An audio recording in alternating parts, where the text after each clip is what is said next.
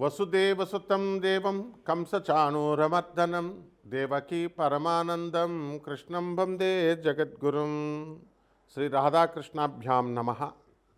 హ్రీంకారాసనగద్భితా నలసికాం సౌహక్లీం కళాం బిభ్రతీం సౌవర్ణాంబరధారిణీం వరసుధాధౌతాం త్రినేత్రోజ్వలాం వందే పుస్తకపాశమంకుశధరాం స్రగ్భూషితాముజ్వలాం త్వాం గౌరీం త్రిపురాం పరాత్ప్రకలాం శ్రీచక్రసంచారిణీం. ఓం శ్రీ విజయవాడ కనకదుర్గాదేవ్యై నమః. శ్రీ దుర్గామల్లీశ్వరాభ్యాం నమః. ఇప్పుడు మనుషులంతా కూడా లక్ష్మీదేవి కావాలని అందరూ కోరుకుంటూ ఉంటారు. డబ్బు కావాలి ప్రతి ఒక్కళ్ళకి కూడా. ధనమూలం ఇదం జగత్ అన్నారు. డబ్బులు లేకపోతే అడుగు తీసి అడుగు ముందుకు వేయలేము. ఆర్టీసీ బస్ ఎక్కాలన్నా ట్రైన్ ఎక్కాలన్నా డబ్బులు లేదే కుదరదు. పాల బిల్లు, కరెంటు బిల్లు, రోడ్డు మీద నడవడానికి ట్యాక్సు, ఇంట్లో ఉండడానికి ప్రాపర్టీ ట్యాక్సు, ఇలా ఏది చూసినా సరే డబ్బులతోనే ముడిపడి ఉంది. ఆఖరికి భార్యను పెళ్లి చేసుకునేటప్పుడు కట్నాలు ఇచ్చి చేసుకోవాల్సి వస్తుంది. కట్నాలు తీసుకుంటున్నారా లేదా? మరి ఉదారంగా భార్యలు పాపం వాళ్ళకి ఏదో ఫేవర్ చేసినట్టు మగవాళ్ళు బిల్డప్ ఇవ్వకూడదు. కట్నాలు తీసుకుంటున్నారు. కాబట్టి అడుగునా కూడా ఇంకా న్యాచురల్ ప్రేమ ఎక్కడ ఉంది కట్నం తీసుకున్నప్పుడు? కాబట్టి ఈ విధంగా ప్రతి సంఘటనలో బిడ్డలు కూడా వాళ్ళ చదువుల కోసం బిడ్డల తల్లిదండ్రుల దగ్గర వాళ్ళు వింటూ ఉంటారు. ఆ తర్వాత ఇంటర్ డిగ్రీ అయిపోయిన తర్వాత అప్పుడు చూడండి, ఇంటర్ అయిన పెళ్ళి అయిన తర్వాత మిమ్మల్ని చూస్తారా లేదా, ఓల్డేజ్ హోముల్లో నిర్దాక్షిణ్యంగా జాయిన్ చేసేసేటటువంటి వాళ్ళ ఎక్కువ మంది అయిపోయారు. సో దీన్ని బట్టి మనకేం కావాలండి? ధనం కావాలి. ధనం కావాలంటే అదృష్టం పట్టాలంటే మన కర్మలు కరెక్ట్గా ఉండాలి. బుద్ధి కర్మానుసారిని పూర్వజన్మ కర్మలను బట్టే మనకు సంపదిస్తుంది. అందువల్ల నేను మీకు ఒక 5 లక్షణాలు చెప్తాను డబ్బు వచ్చేటటువంటి విధానంలో. లక్ష్మీదేవి మనకి కర్మలను బట్టే ఇస్తుంది. కానీ జగద్గురువైనటువంటి శ్రీకృష్ణ పరమాత్మల వారు కుచేలుణ్ణి ఎలాగా, అతను గర్భదరిద్రుడు, రాధాదేవి శాపానికి గురైనటువంటి వ్యక్తి, వాడు రాధాదేవికి శాపం పెట్టడం ఏంటి? మనల్ని ఉద్ధరించడం కోసం సుధాముడు శ్రీకృష్ణ పరమాత్మ పుట్టాలి కాబట్టి రాధాదేవికి శాపం పెట్టేలాగా శ్రీకృష్ణ పరమాత్మ చేయించాడు లీల. ఎందువలన భూమి మీదకి మనము పరమాత్మ రావాలి, మనుషులను ఉద్ధరించాలని. లేకపోతే మనకు బృందావనంలో కృష్ణుడు రాధమ్మ దొరికేవాళ్లే కాదు. ఎప్పుడు దేవలోకంలోనే ఉంటారు వాళ్ళు, గోలోకంలోనే. మనం గోలోకం వెళ్ళలేం, కృష్ణ పరమాత్మను చూడలేం, అలాగే రాధమ్మతో మనం చూడలేం. అసలు అది లైఫ్లో జరిగే పని కాదు. అటువంటి పరమాత్మ, కరుణామయుడైనటువంటి శ్రీకృష్ణ పరమాత్మ మానవులకు కూడా మనం ఉద్ధరించాలి అని రాముడి రూపంలో, కృష్ణుడి రూపంలో మనకు భూమి మీదకి వస్తే హాయిగా మన భూమిని మీద కాలు పెట్టారు, మనతో జీవించారని మనం గర్వపడకుండా రాముడి మనిషేనండి, కృష్ణుడి మనిషేనండి, రాముడి దేవుడా, కృష్ణుడి దేవుడా అని బుద్ధి లేని ప్రేలాపనలు చేసేవాళ్ళ ఇంటికి అసలు లక్ష్మీదేవి రాదు. శాశ్వతంగా 7 తరాలు కాదు, వాళ్ళు కటిక దరిద్రులై రాముణ్ణి కృష్ణుడిని ఎవరైనా కనుక మనిషిగా కనుక చూసి విమర్శించేటటువంటి వాళ్ళకి కనీసం లక్ష్మీదేవి ఎప్పుడు కూడా రాదు. ఇప్పుడు మీ ఇంట్లో మీ అమ్మని అడగండి, మీ నాన్నని మీరు తిట్టండి చూద్దాం. ఎవరైనా బయట వాళ్ళు వచ్చి భర్తను తిడితే భార్య ఊరుకుంటుందేమో? ఎట్టి పరిస్థితులు ఇవ్వదు. కాబట్టి మీరేమో రాముడిని మనిషి అనొచ్చు, కృష్ణుడిని మనిషి అనొచ్చు, రాముడి దేవుడు కాదని సొల్లు కబుర్లు చెప్పేయచ్చు మీరు. కానీ లక్ష్మీదేవి మాత్రం మీకు డబ్బులు ఇచ్చేయాలి. తర్వాత ఈ మహాలక్ష్మీదేవి క్రియాశక్తి స్వరూపిణి. పని చేయకుండా సోఫాల్లో పడుకొని, పని చేయకుండా దుప్పటి కప్పుకొని పడుకునేటటువంటి వాళ్ళకి లక్ష్మీదేవి ఎందుకు వస్తుంది? రెండో రకం, పూజలు చేస్తూ కూర్చుంటూ లక్ష్మీదేవి వచ్చేయాలా? మూర్ఖపు ఛాందస్తాలు ఉన్నటువంటి వాళ్ళ దగ్గరికి రాదు. ఛాదస్థం అనేది నెగిటివ్ ఎనర్జీ, మిమ్మల్ని అడుగు తీసి అడుగు ముందుకు వెళ్ళనివ్వదు. మీరు ప్రపంచంలో ఏ పంతులు గారినైనా తీసుకోండి, ఏ సిద్ధాంతినైనా తీసుకోండి, ఒక్క నన్ను తప్ప. మనం పాజిటివ్ చెప్తాం, పదవండమ్మ చేయండి అని. ఎవడైనా సరే చూడండి నెగిటివ్. ఇప్పుడు ఈరోజు చేయకూడదు, అమావాస్య అసలు చేయకూడదు. వాళ్ళ కొడుక్కి నేను గవర్నమెంట్ జాబ్ ఇప్పిస్తాను అమావాస్య రోజున, వాడు ఆపుతాడేమో చూడండి మీరు. వాడేమో మీకు అందరికీ అమావాస్య పనికిరాదు, బయటికి వెళ్ళకూడదు అంటాడు. మేము గవర్నమెంట్ ఇంటర్వ్యూ పెడతాం ఆ రోజు, ఐఏఎస్ ఇంటర్వ్యూ పెడితే పంతులు గారు తన కొడుకుని పంపడా? ఒకటే చెప్పండి. పంపిస్తాడు అంటే అప్పుడు అతనికి అన్వయించబడవు. మీకేమో మైలు సంవత్సరం ఉంటుంది, మీరు అసలు వెళ్ళకూడదు అంటారు. గర్భగుడుల్లో పనిచేసేటటువంటి పూజారి సంవత్సరం పాటు వాడు కనుక దేవతలకి దేవుళ్ళకి కనుక గుడికి పూజ చేయకపోతే వాడికి పొట్ట పోషణ ఎక్కడి నుంచి వస్తుందండి చెప్పండి? 1 ఇయర్ మరి మైల్ ఎందుకు లేదు అంటే బ్రాహ్మణులకు మైల్ లేదంటారు.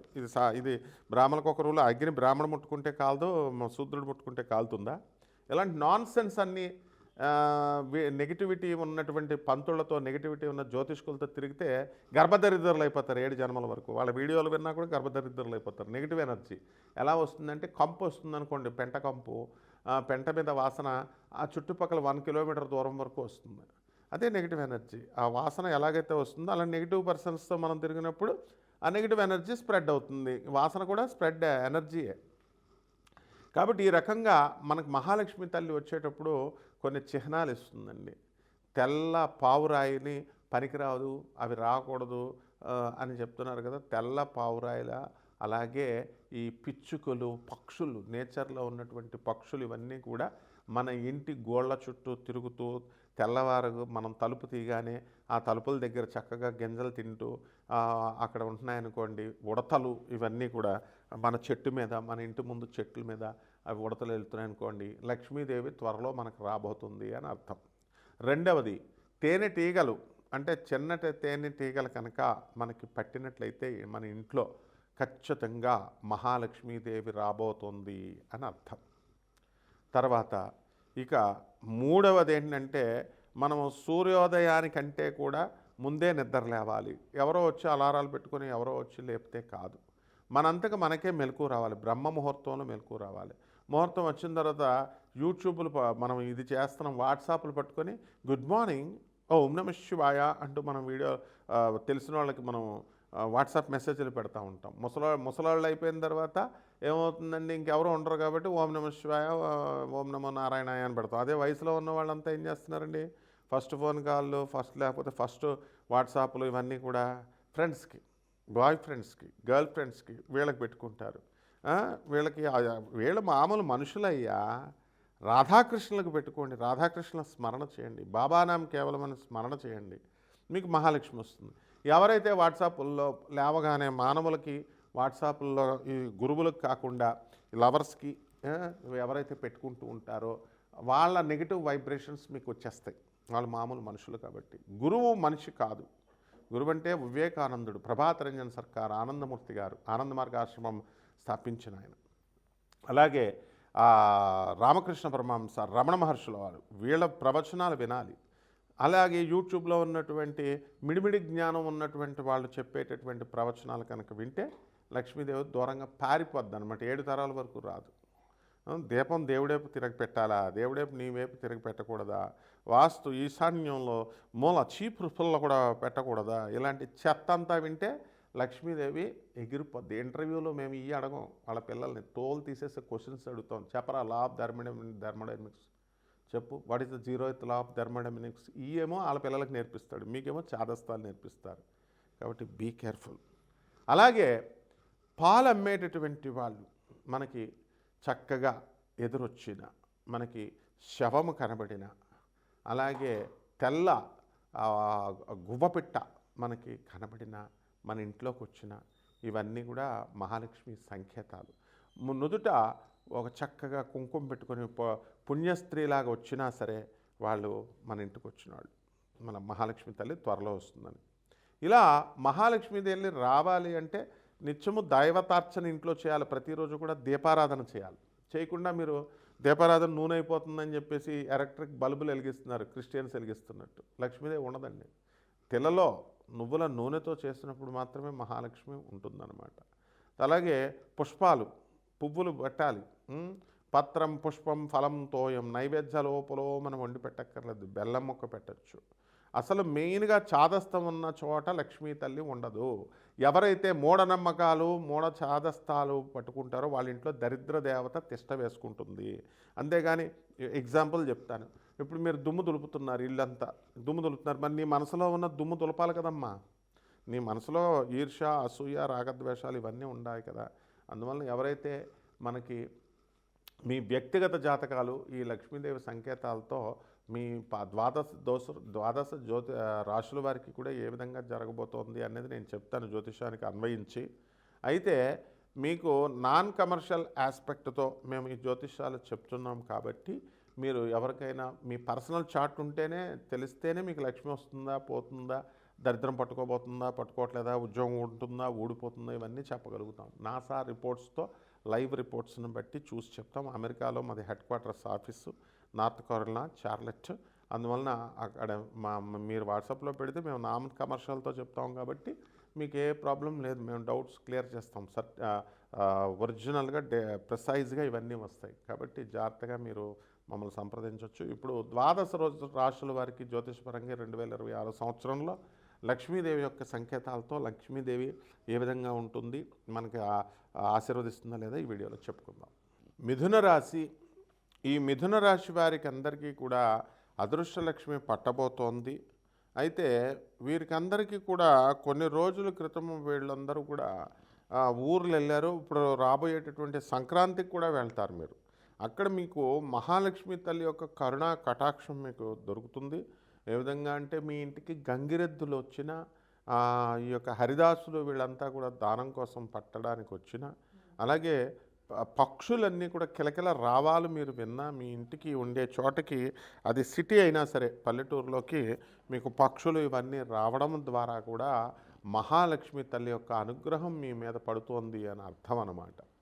కాబట్టి ఈ యొక్క మిథున రాశి వారికి జాతకం ఎలా ఉందండి అంటే, మనకి గురుడు ధనుస్సు ఈ యొక్క మిథున రాశిలో జన్మరాశిలో ఉండడం కారణంగా మనకి ఈ యొక్క అదృష్టము అనేటటువంటిది ఇంకా పట్టాల్సిన సమయం ఉంది. అయితే ఆదాయాలు గత సంవత్సరం కంటే కూడా ఇంతకు ముందు కంటే కూడా బాగా పెరగడం అనేటటువంటిది జరిగింది. మిథున రాశి వారి యొక్క సోదరులు కానీ మీ యొక్క పొట్టింటి వాళ్ళందరూ కూడా ఎదగడానికి అవకాశాలు ఉన్నాయి. అలాగే ఈ మిథున రాశి వారికి మనము అనుకున్న పనులన్నీ కూడా అనుకున్నట్లుగా అవుతున్నాయి. గృహ నిర్మాణాలు అవన్నీ కూడా చేస్తున్నారు. మీ భర్త యొక్క ఫ్రెండ్స్తో కలిసి మీరు ఇళ్ళు కొని పార్ట్నర్షిప్గా కొని ఇళ్ళు కట్టుకోవడము చేయడము ఇవన్నీ జరుగుతున్నాయి. అయితే ఫ్యూచర్లో అటువంటి చేసినటువంటి వాళ్ళు ఖచ్చితంగా గొడవలు పడడానికి అవకాశాలు అధికంగా కనబడుతున్నాయి. అయితే మంచి వాళ్ళతో స్నేహము లేకుండా చెడ్డవాళ్ళతో స్నేహం చేసేటటువంటి విధంగా కొంతమంది మిథున రాశి వాళ్ళు అట్రాక్ట్ అవ్వడానికి అవకాశాలు ఉన్నాయి. కాబట్టి ఇది మీ యొక్క విజ్ఞతను బట్టి, మీ యొక్క గురుబలాన్ని బట్టి మీరు చెడ్డవాళ్ళతో తిరగకుండా మంచి వాళ్ళతో అటాచ్ అయి ఉండడం అనేటటువంటిది జరుగుతుంది. అయితే జ్యోతిష్యము, ఈ యొక్క అకల్ట్ సైన్సెస్, మిస్టిక్ సైన్సెస్, మంత్రశాస్త్రము వీటి మీద ఆసక్తి గత కాలంలో ఉండేది. ఇప్పుడు మిథున రాశి వాళ్ళకి కొంచెం అది తగ్గిపోతుంది అన్నమాట. అయితే 2 జూన్ 2026 సంవత్సరం తర్వాత వీరందరికీ కూడా మంత్రశాస్త్రం మీద మక్కువ అనేటటువంటిది పెరుగుతుంది. ఆదాయాలు కూడా బాగా పెరుగుతాయి. కాబట్టి మహాలక్ష్మి తల్లి యొక్క అనుగ్రహం రాబోతుంది. అలాగే వ్యాపారాల దగ్గరకు వచ్చేసరికి ఈ యొక్క వ్యాపారాలు మనకి తవుడు వ్యాపారము, రైస్,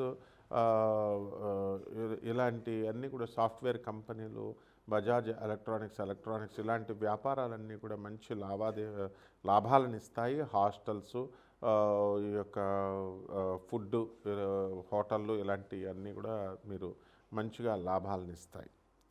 గతంలో మనం హాస్టల్స్ పెట్టి మానేసినటువంటి వాళ్ళు మళ్ళీ ఇప్పుడు హాస్టళ్ళు మళ్ళీ పెట్టడము ఇలాంటివన్నీ కూడా జరుగుతాయి అన్నమాట. కాబట్టి పరిహారాల దగ్గరికి వచ్చేసరికి మనకి ఈ యొక్క మిథున రాశి వారికి అందరూ కూడా గురు జపం చేసుకోవాలా, గురు స్తోత్రాలు చదువుకోవాలా, గురువుకి కిలోంపావు శనగల్ని, పసుపు రంగు వస్త్రాలనిచ్చి పేద బ్రాహ్మణులకి గురువారం నాడు ఉదయం 6 గంటలకి దానం చేసుకోవాలా. అలాగే దశమహావిద్యల్లో ఒకటైనటువంటి తారా అమ్మవారి యొక్క హోమాన్ని మీరు మీ ఇళ్లల్లో చేసుకోవడము, మంత్రజపం చేసుకోవడము, పేదలకి, అనాథలకి, వికలాంగులకి, సాధువులకి దాన ధర్మాలు చేసుకోవడం ద్వారా ఈ రాశివారికి అందరికీ కూడా మహాలక్ష్మీదేవి 7 తరాల పాటు మీకు శాశ్వతమైనటువంటి ఐశ్వర్యాన్ని కల్పిస్తుంది. శుభమస్తు.